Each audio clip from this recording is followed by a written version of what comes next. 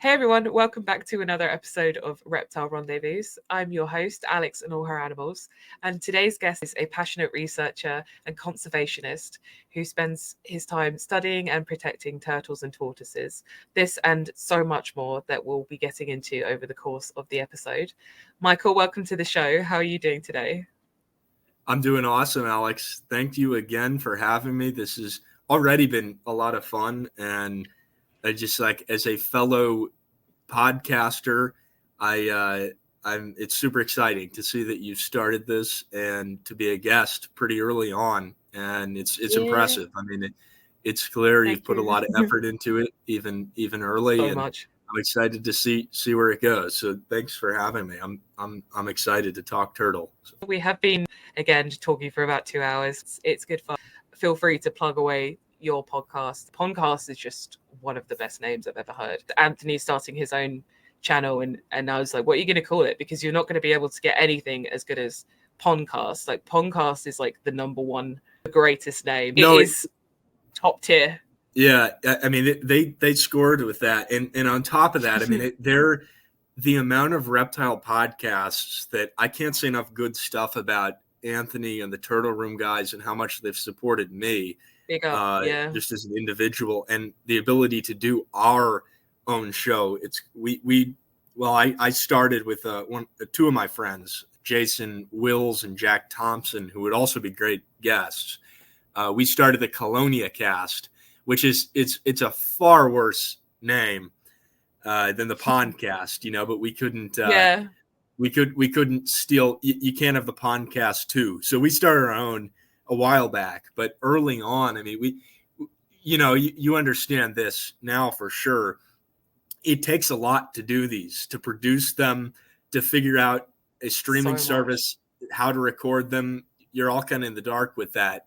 And I take it for granted. I was recently talking to a friend about it, kind of just like, oh yeah, I'm frustrated because we have to release these podcasts and do them. And she was just like, relax, like most people don't even know how to start with this stuff. A lot of people are just going to be, why does she focus so much on turtles? It's like, no, I just know a lot of people. It's cool though that you're spanning so much ground with this. It's not just our thing. The Colonia Cast is just turtle centered. And I've had people tell me, we're really bad at broadcasting it, that kind of thing. It's become more of a lecture series than a podcast.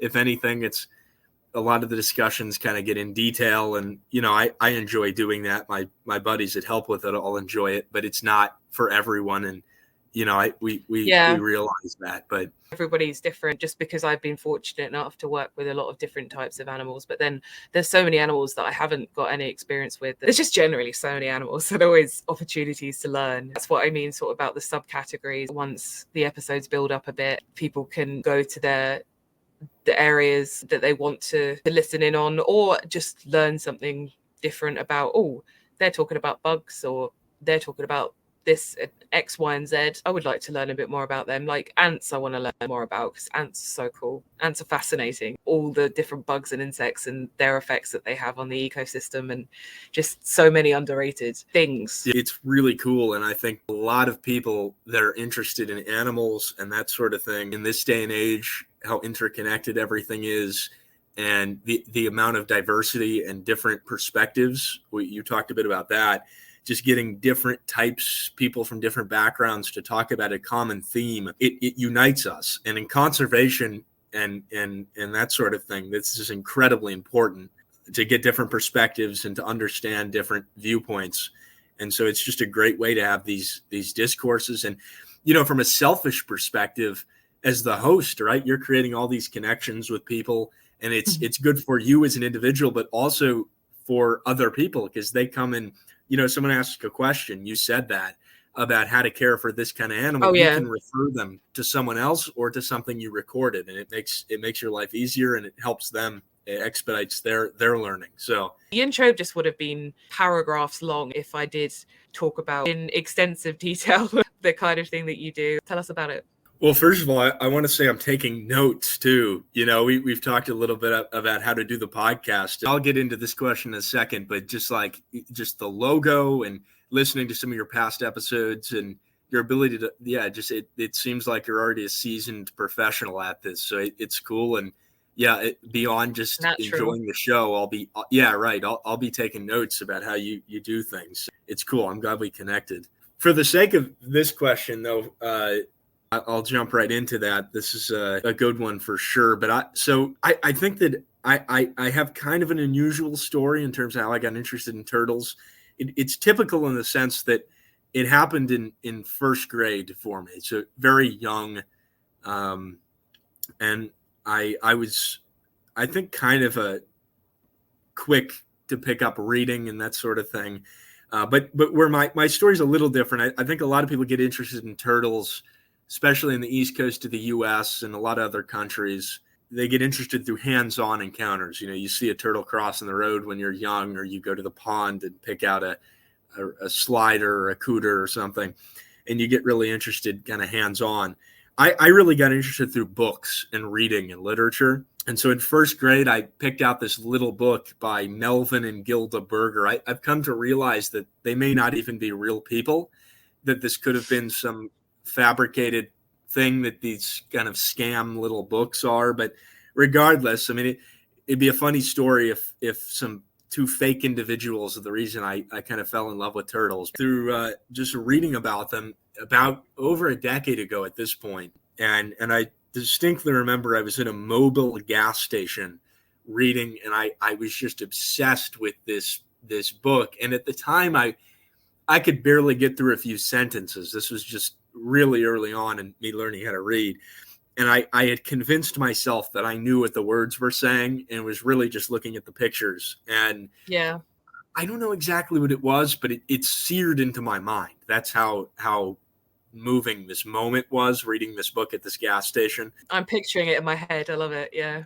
Yeah. Just little me, my legs probably up in the air, flipping through this thing. And it was something, I don't know what was so appealing. Now I can kind of contextualize it as what's appealing now about turtles is they're ancient. It's a lineage 200 million plus 260 million years old, and they really haven't changed much. And they've got this characteristic shell that this earliest turtle, Perganokelys, Papa Kelly's, a lot of these early funny, crazy named turtles all kind of had a similar body plan with the extension of the vertebrae that created this hard covering that was there by 200 million years ago and has pretty much stayed unchanged since. That's a really fascinating thing, especially when you contrast that to humans. We've been here. We feel like we've been here forever, but we've really only been here for, if you were to take the history of the Earth, turn it into a clock, the dawn of it's like a second, isn't it? Yeah, it would be about a second on that clock. There's longer periods in time between certain dinosaurs than there are to us to dinosaurs. How long? It's fascinating. So cool, yeah. Yeah, I mean, that for sure, that period of time. But then if you think about this, cellular life only really evolved 1.1 billion to 700 million years ago. So there was, in the Earth's 4.2 billion years old or so. So there's this whole, for longer than even that chunk of time, there's been an entire period that was 3 times as long where there was nothing. I mean, and we have really no consensus about what everything looked like at that point. It's fascinating to think about. But just going back to why turtles and what I do and everything, and I guess how I got interested in it is sort of important for that. But thinking about it now, there's the temporal appeal. There's the how old they are and ancient they are. But there's also the physiological kind of interest in how they, I mean, you can have in this book, there was a picture of a box turtle it was a cross section of it buried like a foot below the surface. I just remember thinking, and it's ice on top of it and then leaves, and then there's the box turtle. It was just fascinating. Imagine trying to hold your breath for months on end. And that's not exactly what they do. I mean, they've got, and then that opens this whole door of how they deal with these extreme physiological changes. And that gets really interesting from a molecular biology perspective, and think about it at all these different scales. And then you have the genetic components of just the coding of the organisms, and turtles evolve really slowly, which is something that's, it could just be the generation time that drives that, but there may be more to it. And a lot of these mysteries I guess these were not things that necessarily captivated me as a first grader, but now I can kind of look back and see those traits as things that were intrinsically interesting to me at the time. But yeah, in terms of, so in first grade, I started reading about turtles, and early on I started contacting I started reading research papers pretty early, and you'll find the in-text citations in those papers.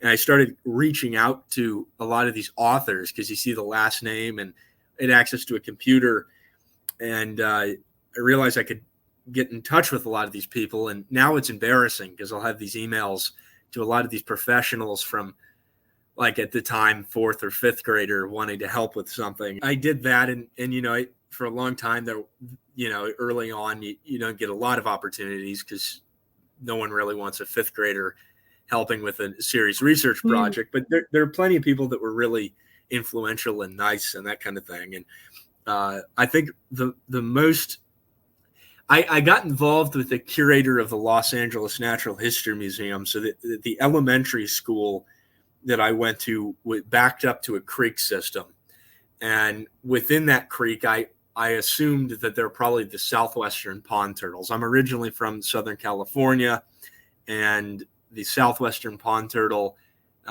is one of only 3 native species of turtle in California. We've got you in the United Kingdom beat by 3 species. Also a land of few turtles is kind of where I'm from.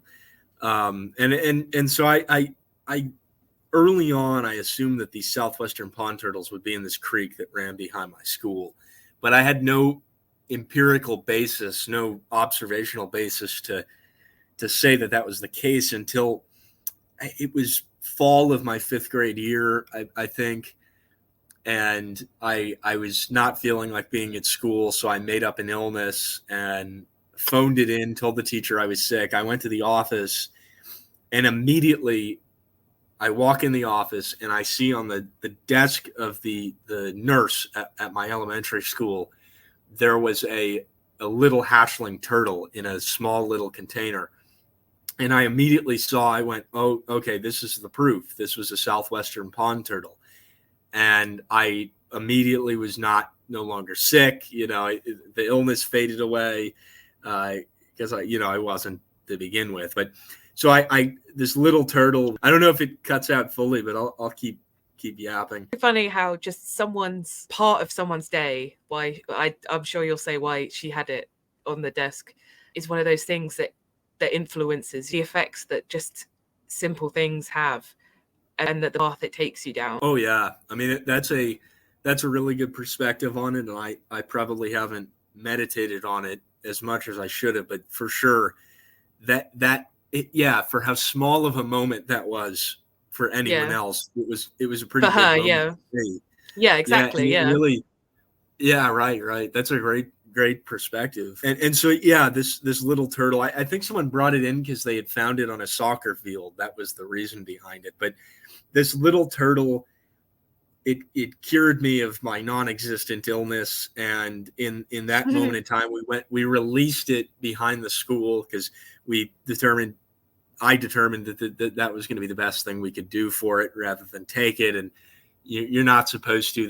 They're state protected turtles in California. They're challenging to find, and they're not very easy. But so this kind of kickstarted my interest in field work, and immediately, this was fall of 2014, I think, and in 2015, I started really kind of adamantly searching this creek system to see if I could find more of these southwestern pond turtles, which are state protected turtles. They're kind of strange in Southern California. They have a pretty patchy distribution. There's certain areas. Anthony, who is a previous guest on the podcast, has been out to this area to see them, and he can attest to it. They're challenging to find unless you know where to look. There are some strongholds for them. In the northern portion of the state, it's a different species, the northwestern pond turtle, and they're a lot easier to find. But the southwestern ones there's a lot of concern about their populations sort of tanking and not doing so well. But a lot of that is it's fairly well quantified actually, but some of it is sort of it's active area of research. But so this little hatchling turtle inspired me to search for them, and I found more of these pond turtles over time. And in 2016, I presented at this community science symposium in Long Beach, California. It was just this little poster that was, it looked like a sixth grader put it together, but I was proud of it. And I connected with the curator of herpetology at the Los Angeles Natural History Museum, a guy named Greg Pauly. And he was super instrumental and really motivating, and took a lot of my ideas as a young person and turned them into a study design effectively. And we kind of crafted this up. And then I continued to get more busy with school and that sort of thing. And we revisited this during COVID, and we turned it into a real study. And fast forward, we're in the process of publishing this study, which is cool. And, that's really cool. That's like, as scientists, you want to put the research out there. I think it's overhyped sometimes, the amount of publish whatever, because no one really reads it for the most part, but it just takes one person. So that's been one thing. And then while I was doing all of that stuff, the pond turtle stuff, I got interested in just general turtle ecology and everything. And I got in touch with a guy named Eric Muncher, who works with the Turtle Survival Alliance. This is quite the acronym, or quite the name, but the North American Freshwater Turtle Research Group, the NAFTURG, formerly SIFTURG. NAFTURG, yeah. That just sounds like an alien's name. That's a great way to put it. Yeah. Yeah, right. And so I connected with him, and early on, I've really supported parents. I'm really lucky for that. They kind of just, they did not push me in any direction to go anywhere. They kind of let me find that and then supported me. And they helped me get out to Texas, to a spot in Central Texas, to work with Eric. And I think Eric, I remember the first time I met him, I think he was kind of like, oh Lord, this is like serious field research. This is like a seventh grader coming out to do this. I hope that I've been able to kind of carry my weight, and that maybe at the time I was better than it seemed like at the surface, just in snorkeling in these crystal clear freshwater springs. Awesome. Yeah. At the same time, got involved with the Turtle Conservancy, and I would go up there as a young kid and get to see the collection and network with a lot of the people up there. And now it's kind of like a family, and I'm super grateful for that. But it's always long-winded, but that's kind of how I got interested in what I do. I think we can kind of get into that over time. A lot of people don't necessarily know the differences between turtles and tortoises. It's like frogs and toads, and not a lot of people don't know the difference between frogs and toads. Once you know, it's almost like you can't unsee it. I actually, let's get into this, but I'm curious, like, what is the main difference between frogs and toads? Because you do the toad patrol, right? So that's the main difference is frogs hop and toads sort of crawl. They almost do like a front crawl. The way that they walk, their feet are different, their skin is different, their faces are different. There's so much to it. I get excited, so then my brain just goes a little bit blank, and then I forget what I was going to say. I've forgotten all the differences between them. That's interesting, like the difference in hopping versus sort of crawling. That's definitely.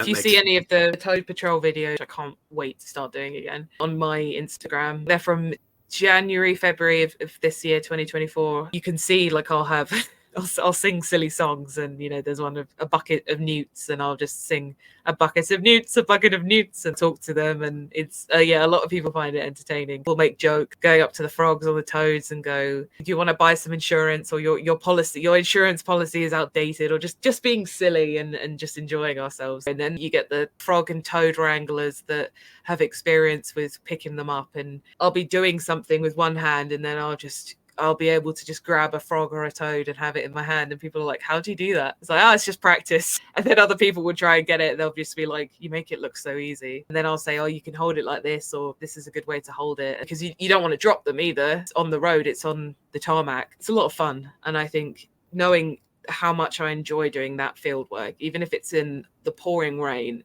I'm soaked. It's not cold because you end up doing so many steps, so you get warm at least. Knowing how much I genuinely enjoy doing that. I think once I get out to the US and do more field work, it's just going to take over me. I'm just going to fall in love with it. Yeah, you'll have to, seasonal migrant to the States and whatnot. That's cool though. Is this for the toad patrol? So I'm interested in, I'm just generally interested in UK herpetology and amphibianology, I guess, and I guess herpetology sort of covers all of it. But is this something that you just do personally, or is this the Toad and Newt Patrol? Is that something through an organization? There's an organization in the UK called Frog Lifers. They organize local toad patrols. Toad patrols aren't just looking after toads, it's all frogs, toads, newts. If you're lucky, you'll see a great crested newt, which is pretty cool. Just helping them across roads. It's good for everybody as long as you are able to walk up and down but then it's not, I'll do 10,000 steps. I'll be walking the entire, a couple of hours up and down, up and down. They don't expect, it's whatever people can do, whatever is good for people. So if you can only do half an hour, it's all volunteer work as well. So everybody says to me, oh, do you get paid for it? No, I drive almost an hour every night and back just to do it, just because I just enjoy it so much. And I've met some cool people. It's for all ages, you don't have to be experienced. You've got people like me there to tell you how to pick them up, how to safely move them. So much fun. I just love talking about it. So Frog Lifers have, if you go on their Instagram, or that they have their link tree on there, you can see, I'm just looking at it now just for reference, you can find your nearest toad patrol. They offer so much. I don't even know where to begin. They have so much information, so many things you can do. I definitely recommend checking them out. I do want to set up a toad patrol near me. It's not so I don't have to drive an hour. It's because when I am driving to toad patrol, the amount of fatalities I've seen just driving there and back. Yeah. No, I can hear you. I don't know where I lost you, but the amount of fatalities. Yeah, the amount of fatalities. I'll come home and I'll get really upset. I'll know the hot spots. There's one stretch of road that you can't drive down it without seeing at least like 10 of them. But it's also a main stretch and it's a dangerous road that people go really fast on. I can't stop. It's not, you've got to be sensible about it. I have to say to myself, is it worth, for me personally, yes, it's worth stopping on a dangerous road to help them, but you've also got to think of everything around you. So if someone comes up too fast and doesn't see me in time or sees my car, I'll be sensible about it. I'll wear a reflective jacket. I'll have my hazard lights on. Some people might be looking down. In the long run, it's the risk of accident I have to unfortunately put before saving one toad. Right, you know what I mean? It's hard in situations like that, but you've got to meet a specific criteria of X amount of toads, frogs and newts in a certain time of days, etc. I am hoping to set it up for next year. Next year I'll get all the data and hopefully put a team together a bit closer. I have reached out to the local people and so many people said, yeah, I would be up for doing that. I'd be up for helping. It's getting the community involved as well and educating, doing my thing. This is supposed to be your intro. No, it's interesting. Eastern or Western European herpetology is kind of novel to me. It's interesting to hear about a lot that program. But yeah, I mean, so the difference between a turtle and a tortoise,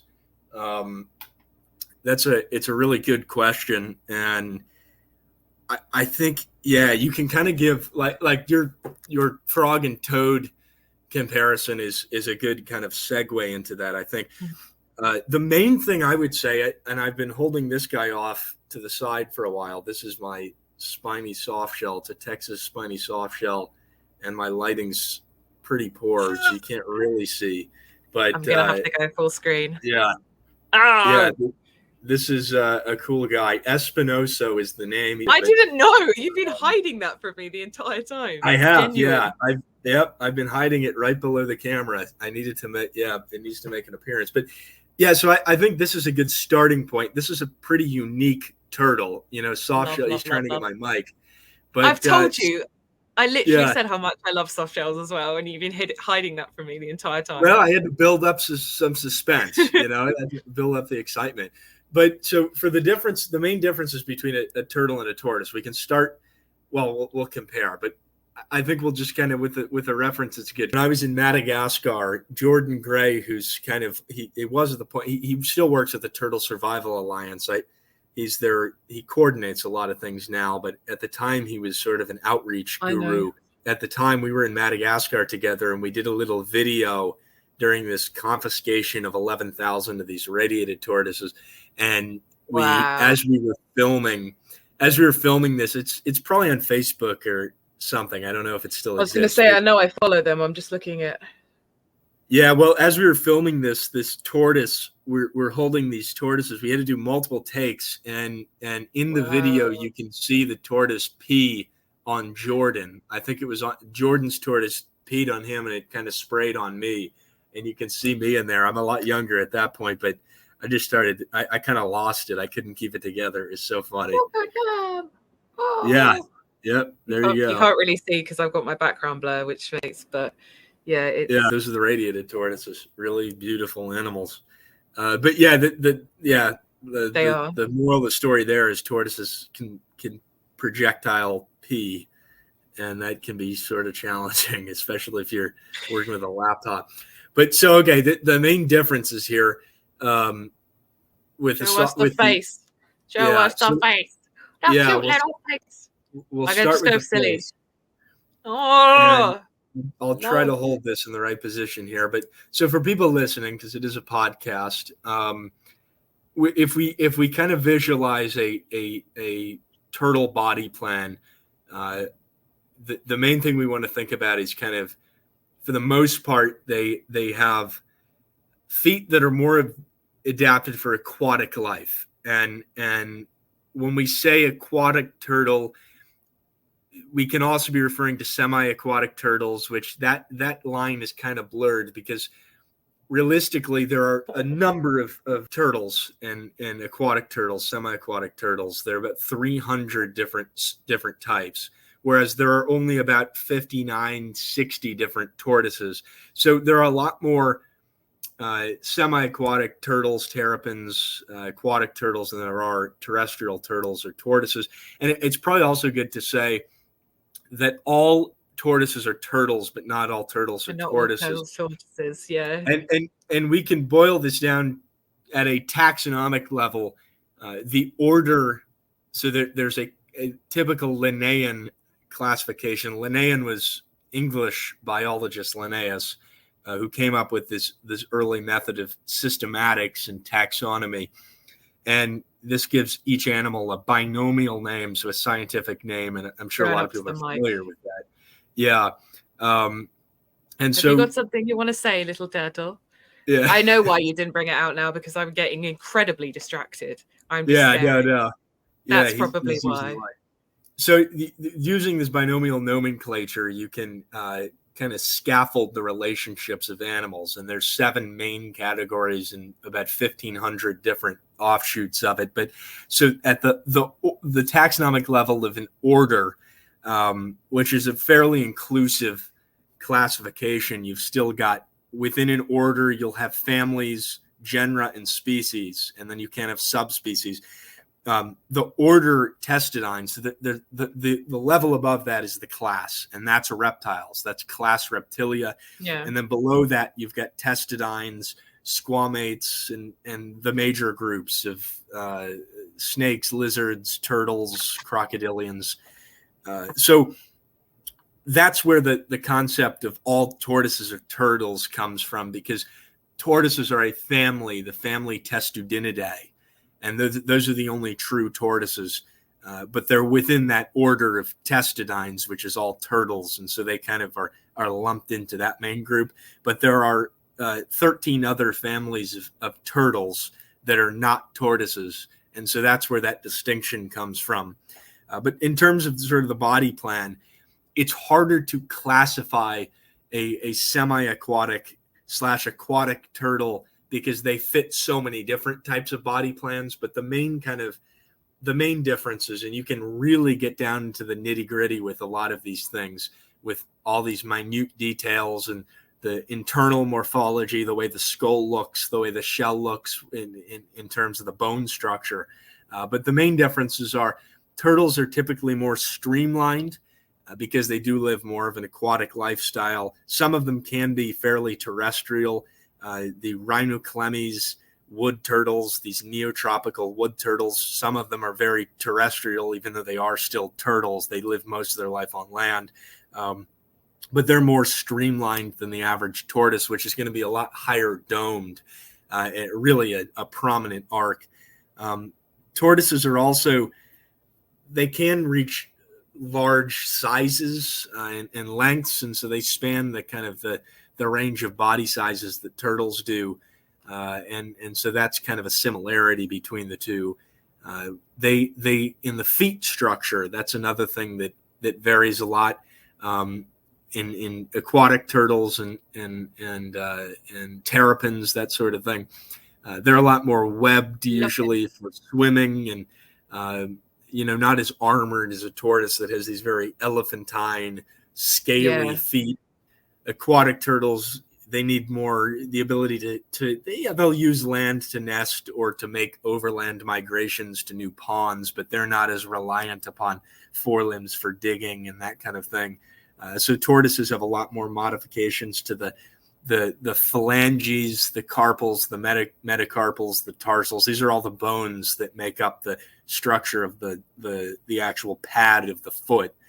And so those are kind of the main differences: the foot structure, the dome structure of the shell, and the general trend here is that tortoises kind of fit more of a strict body plan, whereas semi-aquatic or aquatic turtles have a lot of a range of different sizes. Some of them can be quite domed, but you won't find, again, just in habitat differences, you're not going to find tortoises in water for the most part. They do actually like to bathe, and some of them are somewhat aquatic, but you can sort of tell based on those characters. One thing that's kind of just in minute detail, and there are a lot of them, you can get down to the level of there was a scientist, there have been a few actually, but there's a scientist named Eugene Gaffney that worked at the American Museum of Natural History, and he did a lot of these hundreds of pages of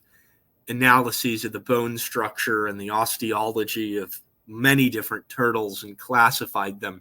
And he uses characters like, there's something, the foramen carotici, or the foramen cavum carotici and turni. That's a specific dot on the skull that you can use that looks a little different in different species of turtles. And so you can get really into the nitty gritty with this. But tortoises typically will have where their neural bones, so the bones that underlie the keratin, the scutes of the shell, they're typically octagonal. So they have 8 sides. And whereas a lot of freshwater turtles have hexagonal neural bones. And it's thought that this is because tortoises walking around, living on land, they've got to deal with kind of a different physical load. And so if you have an 8-sided versus a 6-sided neural that's kind of upholding the shell, it helps mechanically. And so that's kind of an interesting nuanced detail. And again, there are many others, 300 plus that you could talk about. So it's honestly, it's a great question because it is hard to boil down into absolutes, but for the most part, those are going to be the things that you can really use to make the basic distinguish them. No, we're all good. That's funny. Yeah. Nobody at the door. Little ring camera. I think for folks that are interested, it's tough to boil it down into, and I've failed at boiling it down into a simple explanation. There's a lot of resources out there, and you can get really into it. A lot of these early manuscripts, scientific publications, you can find just these incredible depictions that someone drew of the bone structure of different turtles and tortoises, and get an idea for kind of those nuanced differences. And if you just want kind of a surface level understanding, which that works great. There's a lot of great videos and online descriptions. So, but yeah, those are kind of the main points. Sweet. So what are some simple ways that our listeners can help protect turtles in their own communities? I think that yeah, there's a lot of ways that people broad, because different states have different. Yeah, right, and you've got to think about that. But there's a lot of ways that people can help turtles and get involved with turtle conservation and that sort of thing. And it also depends on the level of interest of the listener too. You know, I think a lot of people kind of see conservation as just a activity that's a good way to give back, which is great, you know, because that's very true. And so I would say for good ways to give back, if you're just sort of interested at the surface and want to give back to the natural environment, there's a lot of ways you can do good at the sort of the ex situ side of things. You could volunteer for a rehabilitation or rescue center. There's so many different good ones around the country, and so many. One I recently, around many countries. You know, we're spanning 2 here, and who knows where listeners will be coming in from. But I guarantee you can find something that is sort of out of the wilderness and doing good at a sort of welfare scale with animals that are in captive situations and that you want to have living good lives. And so that's a way you could do it. You could also start your own sort of initiative. And, obviously you want to be aware of regulations, laws, that kind of thing, and make sure you're actually doing good and not just doing it for a profit, that sort of thing. You want to understand where you got to sit with yourself and say, what's the objective here?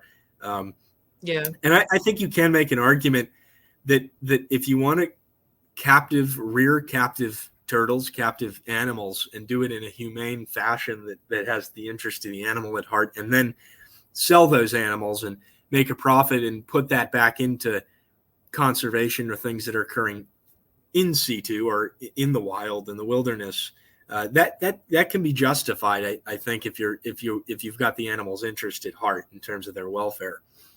And so if for people that want to get interested in field work, Alex, like you've kind of expressed this, is something that you're kind of excited for. I think the sky's kind of the limit with that. I would say just don't be shy about reaching out to people and just putting your name out there. That's kind of the thing I would say is the most important, because just kind of shoot for the sky for a lot of those things. If you're not fit for an opportunity, people will tell you, and don't have hard feelings about it. But I think a good entry level ways to get involved, the North American Freshwater Turtle Research Group, as I've spoken about as a kid, they were super supportive of me. And you can, if you're in the United States, you can get involved with them. There's a lot of different groups globally in South America, Central America, all over the place that are doing good in-field work. And you can reach out to a local university. A lot of times they have students working on projects that they need help. Yeah. And, fostering those connections. Students can be kind of a hub of connections with other people. And so if you get involved with one project, just make your passion known, work hard, demonstrate that you're really in it for the animals, and you'll make those connections and get invited to a lot of different things, and it will kind of exponentiate with the things that you'll be able to do. I can kind of speak from my experience doing that. So I would say those are kind of the ways to get involved at different scales, and just be creative too. Like what you're doing, Alex, is great.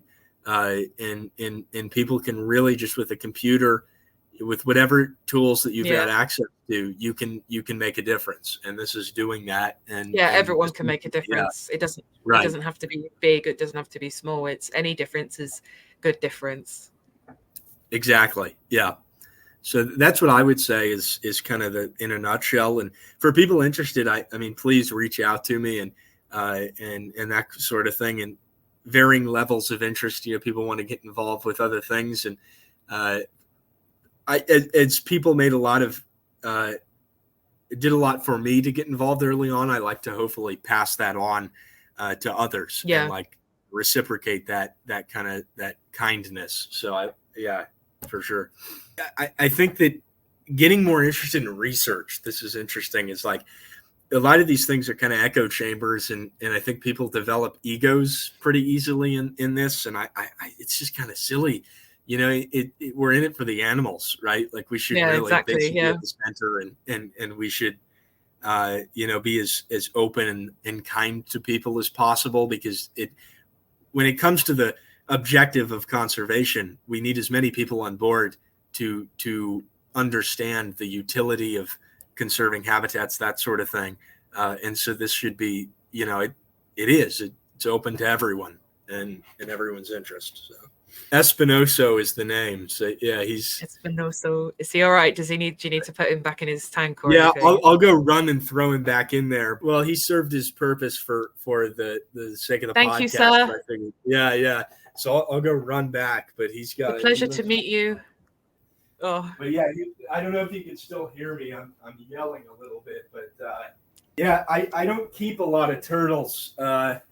Unfortunately, just the nature of moving around a lot. I've just traveling a lot. I can't really keep much, but I love keeping them and making habitats. I wish I could show you the habitat. I'll send you photos later, but yeah, I'll add it. That's just, those are the ways to get involved, I think. And I see there's you've got something else up here. So sort of the same thing, conservation, preservation, reach out to people. They usually know if it's a more specific area, or if they think you'd be better off in a different area to what they do, then everyone knows someone. So it's just about reaching out and finding the right people and going from there, really. Citizen science is a great term and everything, but for a lot of people, it's just like, bottom line, you're a scientist.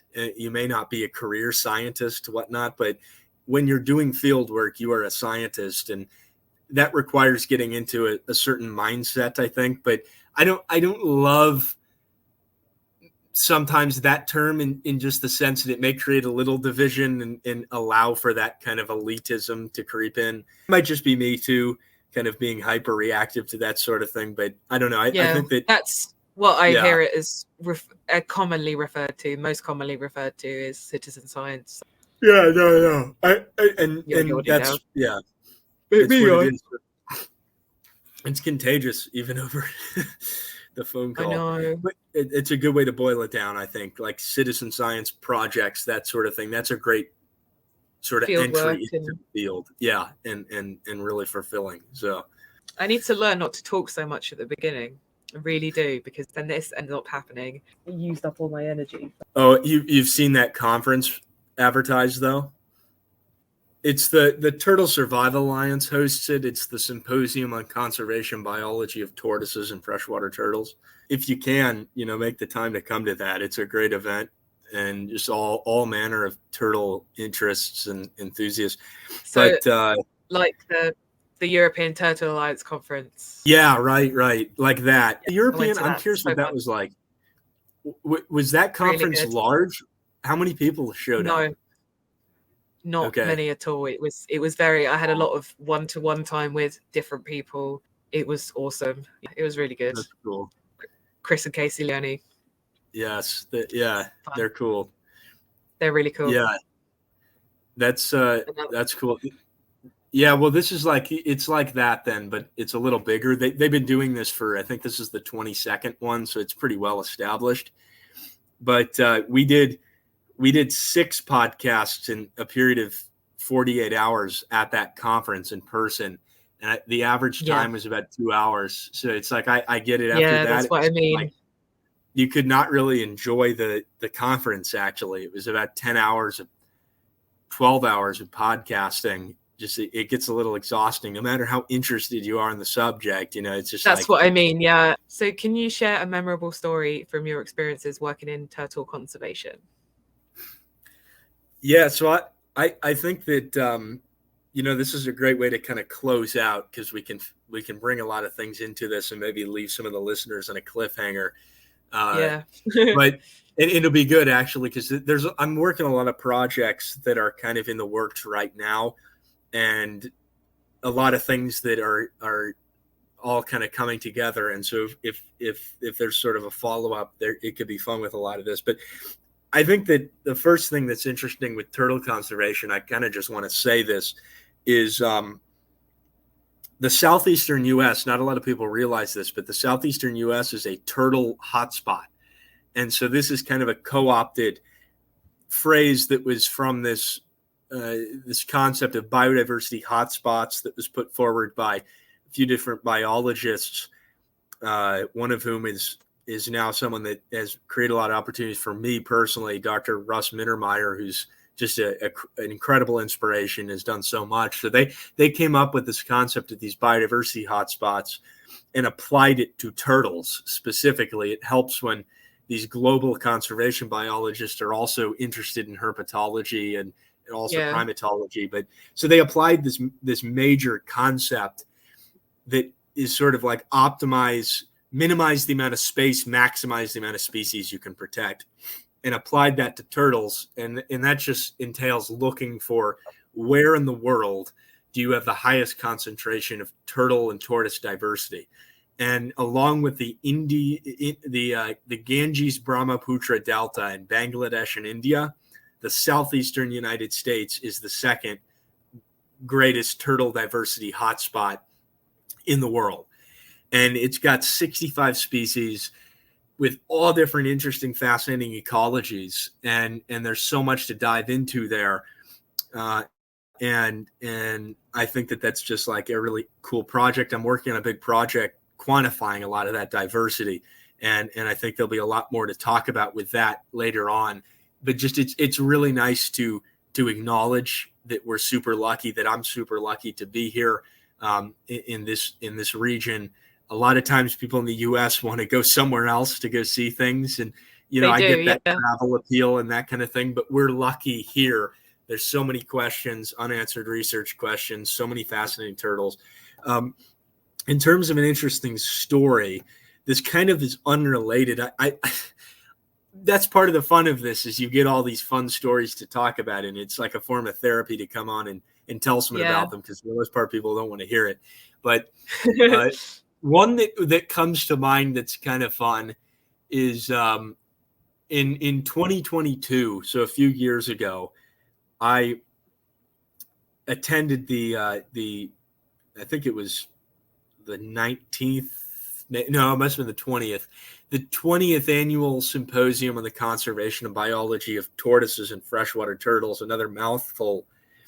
And by the way, for people interested in turtles, another way you can get involved, especially for students, is to attend conferences and symposia. That's probably the single best way, if you're passionate about something, to build connections and get opportunities, is to do that. And so I was at this conference, and this was in Tucson, Arizona. And there's not a lot of turtles in Arizona, but there are enough of them to make it interesting. And so we wanted to see these Arizona mud turtles, which are pretty challenging to find. They're only in a few different locations in southern Arizona and mostly in Mexico. And so we traveled about an hour and a half. I was with someone who's a pretty well-known turtle conservationist, that sort of thing. And we traveled about an hour and a half south of where we were. And these Arizona mud turtles, they literally live in these perennial, shallow, really hot, disgusting cattle tanks that fill up. They have a really weird hydrology. That's something else. But so these mud turtles literally live in these shallow pools of water in the middle of the desert. And these things fully dry, and it just is, it's incredible. We went back a few months ago, and it's just incredible to think a turtle can live in these habitats. It's so harsh. A human would not make it. So we went here, and I'm in the process of, I had driven from California, and this conference was on the way to Georgia. So I'm in the process of moving all my things. I drove across the United States to get to the University of Georgia from California. And so I've got all the things in the back of my FJ Cruiser. So my whole back is just filled with materials I'm moving in. And so it's packed. And so we get to this site. It's pretty close to the US-Mexico border. And there's a lot of border patrol and people in this region. And that's a whole political debate, whatnot. But regardless, there are a lot of people down there patrolling. And so we get to this site, and it's the middle of nowhere. It's it's kind of a sketchy area. If you're not from around there, you don't really know the layout. And we just figured, okay, we'll go do this. And right before we get out of the car, the Border Patrol pulls up, and this guy with it's like a big AK-47 gun, and his buddy's also got one. He's kind of securing the back of my car, and he comes up the car and says, hey, what's going on? We don't get a lot of visitors down here. There's no one around where we're at. Yeah. And he's got this big intimidating gun on him. And I'm just like, all right. And I didn't want to tell him, because you're technically not supposed to say you're looking for reptiles or anything down there, because they can, I've heard, ticket you for pursuit. It doesn't seem like a lot of people have that problem, but I didn't want to tell them exactly. So I kind of withheld that information and said, yeah, we're just checking out the area, which was a big mistake, because who the hell is checking out the area in this area? Yeah. Nobody that means anything good. We love harsh environments. We're from the Harsh Environments Association. Yeah, exactly. So he's saying this, and I kept going. The story's getting weirder and weirder, because I hadn't really thought it out. And he says, listen, nothing you're saying makes any sense. Your back of your car is filled with things. We get a lot of human trafficking around here. He's like, I'm going to have you guys step out of the vehicle. And on top of that, I've got this guy with me from a different country who doesn't have his ID. So he's very foreign. It's very apparent. And these guys probably don't love that. It's interesting. But so we get out of the car. It's looking really bad and everything. And he's like, we're going to have to maybe impound this thing, whatever. And then he sees my name tag, because I've got this name tag. I told him we're at a conference. I didn't give the name because I didn't want to give any ideas. And he sees my name tag, and he goes, University of Georgia. And everything changed right there. He said, I'm class of 1997. He starts doing the dog chant. He's barking at me, and he completely dropped everything. Didn't even check my car. And he's just telling me all about how he's alumni and how it's a great family, and he's excited I'm going there. And then I said, listen, man, we're trying to find these turtles. And he was like, oh, that's awesome. That's so cool. I didn't realize they're out here. You guys are good to do that. And it was just the most surreal experience. Yeah, I bet. Almost getting arrested near the border of Mexico, and then ending with here's your connection through UGA that I'm not even a student at yet technically, and it worked out. But if that's a good story, there are plenty more where that comes from, so we can go into that. But for anyone out there, I would say just don't try to conceal your intentions. It would have been much easier if we had just said, here's what we're doing. You can tell us to leave or not. So, but yeah, maybe that's a good place to end, but that doesn't even get into the situations where I've almost died. There's plenty of those, and a lot more turtle stuff we could talk about. So this has been awesome, and we should definitely have a part 2. We will, for sure. We can't leave viewers hanging. Yeah, well, thanks. I'm used to doing the interviewing, not being interviewed, so this has been fun.